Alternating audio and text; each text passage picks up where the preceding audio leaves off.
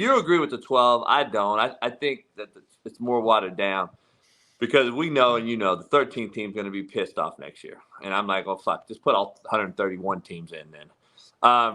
Here's the thing I got. How about the best teams play each other all year round like you and I both want, and you stop scheduling Kent State and North Alabama. Florida State plays who? North Alabama this week or something? Or not Florida State. Who plays North Alabama this week?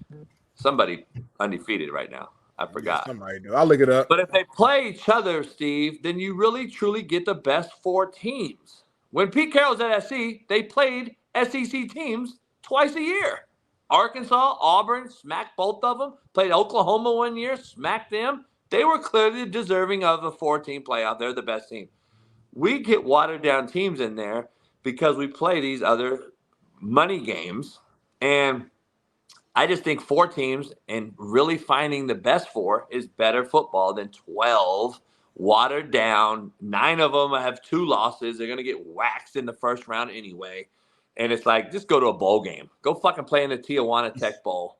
I don't know. That's my take. But Steve, I gotta get your true with take these on new it. super conferences. If you look at these future schedules, some of these teams are playing very tough schedules. If you look at what USC and UCLA are going to be going through in that Big Ten, that's essentially what's going to be happening with them in the SEC. But do I believe that strength of schedule really needs to matter?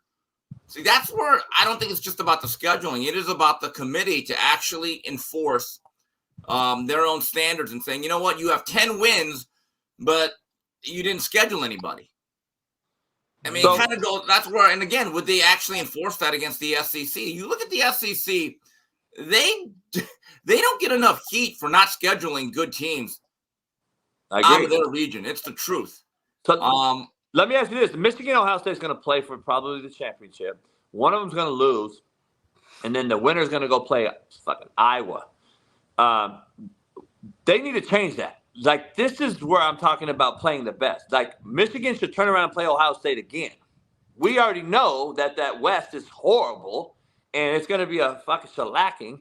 And one of those teams is going to get left out, and especially this year, which I've been told twice now by 4 Division I coaches, Steve, in the last few days, that he believes this may be the first year we have undefeated teams left out of the playoffs. Well, yeah, but that's why. But then you can make the argument that in a 12-team playoff, the loser of Michigan, Ohio State would then just be the 8th or 9th or 7th or 8th seed. Exactly. So that's the natural buffer then with the 12-team playoff then.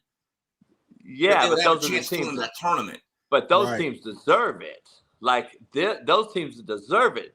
Kent State being 10-0. Yeah, but Kent State, I don't think there's ever been. When was the last time a MAC team was really in the top 10? I mean, I'm just saying the name. I mean, we've had the Boise's of the world beat a Bama. We've seen the Utah beat a Bama. We've seen the Boise beat Oklahoma. We've seen these here and there, post BCS. But I'm just saying, like, in my opinion, because this year is going to be so different, in my opinion. I think this year is going to be so crazy. You're going to have, like, unbelievable deal. This is what I want to get your take on. We got to break this down. Weddle brought it up. So, Michigan, let's just say Oregon, Washington. Oregon wins the rematch. Those 2 have 1 loss. Bama beats Georgia. Those 2 have 1 loss. Let's say Louisville wins out, plays Florida State in the ACC title game and beats Florida State. They both have 1 loss. And then Michigan, Ohio State game. Obviously, that's the one game scenario that one of them will be undefeated, one of them will have 1 loss, and that team may be left out. I got an interesting call yesterday, and I talked to somebody about this particular deal. Why is Ohio State at 1?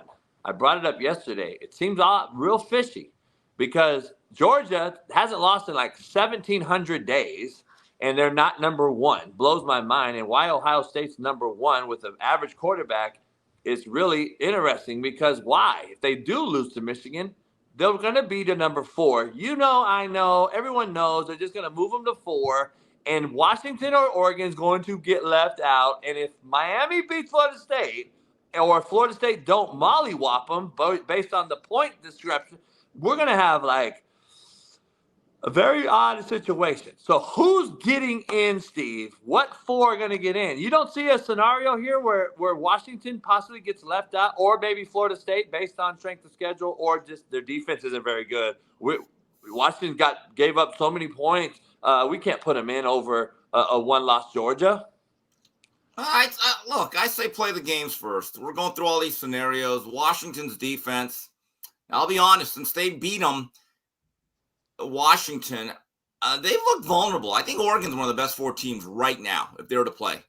But again, that game that took place about a month ago matters. Washington should get credit for that victory. As for Florida State, if they go undefeated, I believe that they'll be in. The other stuff, you're right. There's a perception that Ohio State's schedule, that they have played a tougher one than Georgia, but that Notre Dame victory is becoming devalued as the weeks go on. We have to be honest about that. That was Penn State and Michigan. Now, that's an interesting game this week. That's at Happy Valley. And James Franklin, you better understand one thing. If you have Drew Aller, take the training wheels off. That game plan you had against Ohio State, you played to lose the game. Hello? All you want to do is hand off. Oh, my God, it's 3rd and 8. We're going to throw – I like James Franklin. But when you finally have a blue-chip 5-star quarterback, you better at least allow him to play ball. What happened in that Penn State game where you're praying for 5 turnovers from Ohio State and a pick 6, that you're playing to cover the spread. That was one of the worst offensive game plans, and they wasted a really good defensive performance. And again, McCord missed a lot of throws that game, to be honest, but you're at home. Your quarterback now has 8, 9, 10 games under his belt. Play to win the game. That's it. It's very simple. Drew Aller has some arm talent. He's an upgrade over what you've had. Let him play ball. What keeps Pac-12 out of the tournament? What keeps them out? Because here's the scenario: Washington plays Utah still, correct? I believe so. This week, no? Yeah, I think they do. I haven't really checked the schedule, but are we doing Palooza? Yeah, I'll be there. All right. Yeah, Washington plays Utah this weekend, and then they got Oregon State the next week. Now, here's the thing about Utah. I love that program. I think that they are well constructed, but offensively, do they have enough to keep up with Penix and those thoroughbreds? I just don't see it. But Oregon, to me, when I look at Oregon, Lanning made some decisions in Seattle, which I think he's going to regret for a very long time. But I just look at that team and I say that's one of the best 4 teams right now. So they got to play the big bull. They got to play the rivalry. That's not going to be easy. Jonathan Smith is going to have them up. Yep. Utah's not going to be easy, especially after they play Utah. And if they do skate by, they have to play a great Oregon State team. I think pretty damn good Oregon State team. And are they going to be banged up from Utah's physicality? And like, this is a hell of a stretch. And this is why I think the Pac-12 this year, to Smitty's point, is kind of undervalued, because their schedule is, in my opinion, much harder than Bama's has been, even though they played the one Texas. But Texas lost to a team that's got beat by Oklahoma State and Kansas. Yeah, I mean, look, this was the year that the Pac-12 and a 12-team playoff, I think, would have more than one team.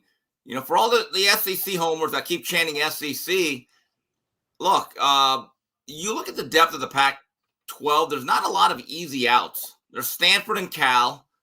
Arizona State's gotten better. Arizona with Jed Fish, they're doing a hell of a job. I want to see where that program is in 2 years. I hope Jed Fish kind of builds that in Tucson. But let's just play ball. You never know what can happen. I don't waste my time with these scenarios. You play ball, you figure it out. That's it. It's not my job to be on the committee. I just watch the games.